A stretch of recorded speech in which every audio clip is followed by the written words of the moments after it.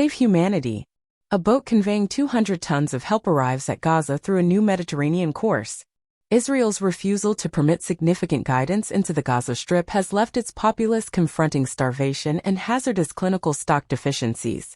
A boat conveying 200 tons of help has arrived at the Bank of Gaza, opening up another ocean course from Cyprus. The flatboat started emptying its frantically required freight on Friday, amid admonitions from philanthropic associations that the Palestinian area is near the very edge of starvation. The introduction of this new ocean hallway can assist with lightening the massive emergency in Gaza, with land conveyances demonstrating troublesome because of safety and calculated difficulties. Notwithstanding, on Wednesday 25 NGOs said sea courses and airdrops can't fill in for land conveyances of help. Unhindered philanthropic access through land intersections is undeniably more successful and proficient, they contended. The boat, monitored by the Spanish guide Bunch Open Arms, left Cyprus on Tuesday towing a flatboat loaded down with food sent by World Focal Kitchen, the foundation established by superstar culinary expert José Andrés. A transitory wharf was constructed so the food could be dumped to shore. Israel has been under expanding strain to permit more guidance into Gaza following 5 months of battle between Israel and Hamas. The U.S. has joined different nations in airdropping supplies to the confined locale of northern Gaza and has reported separate intents to develop a dock to get help. Help bunches said the airdrops and ocean shipments are undeniably less productive approaches to conveying the huge amount of help required in Gaza.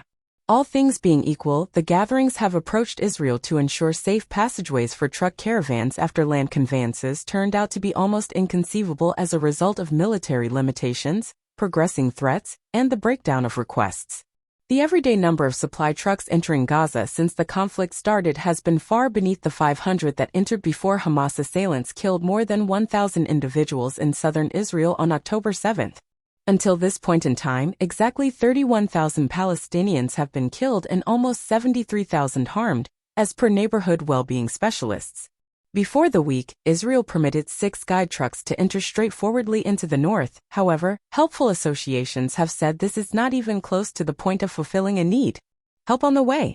World Focal Kitchen works 65 kitchens across Gaza, serving 32 million dinners since the conflict began, the gathering said.